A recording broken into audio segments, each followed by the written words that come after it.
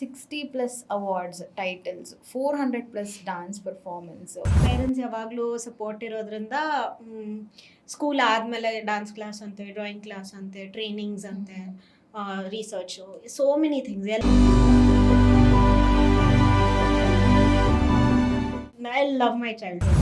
$1 billion baby ಅಂತ ಚಿಕ್ಕ ವಯಸ್ಸಲ್ಲಿ ಒಂದು ಮೂವಿ ಡೈರೆಕ್ಟ್ ಮಾಡಿದ್ದೆ. ಹೌದು. ಅದ್ರಲ್ಲಿ ನಿಮ್ಮ ತಾಯಿ ಹೇಳಿದ್ರು, my daughter is a gifted child ಅಂತ. I am very lucky that my parents ತುಂಬಾ supportive.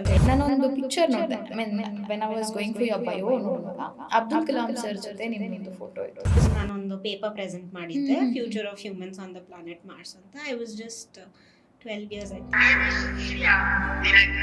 She studied 8 standard in Bangalore. Even at the young age, she is performing not only her best studies.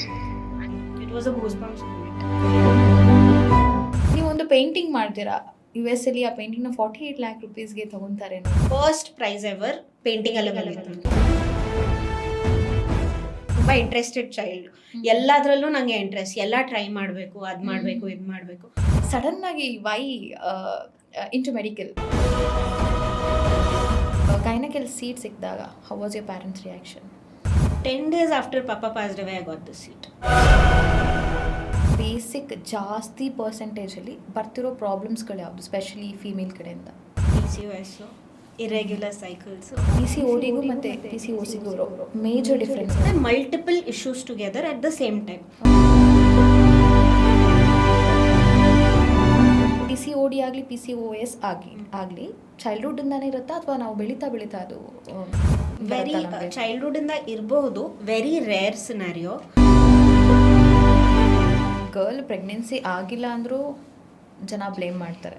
ಅದು it is just a myth ಅಂತ ಹೇಳ್ಬೋದು.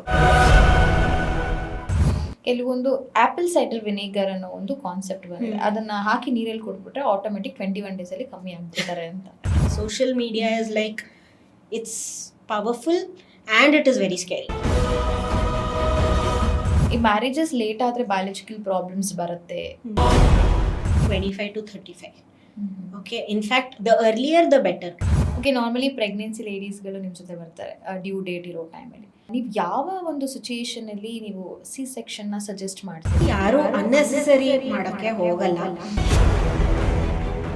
S, today is worth the day being a gynaecologist ಅಂತ ಯಾವಾಗಾರ ಅನ್ಸಿದ್ಯಾ ನಿಮಗೆ? The moment ನಾವು ಬೇಬಿನ ಅಮ್ಮಂಗೆ ಮತ್ತು ಅಪ್ಪಂಗೆ ತೋರಿಸಿದಾಗ ಅವ್ರ ಫೇಸ್ ಮೇಲಿರೋ ಖುಷಿ, that I can not forget.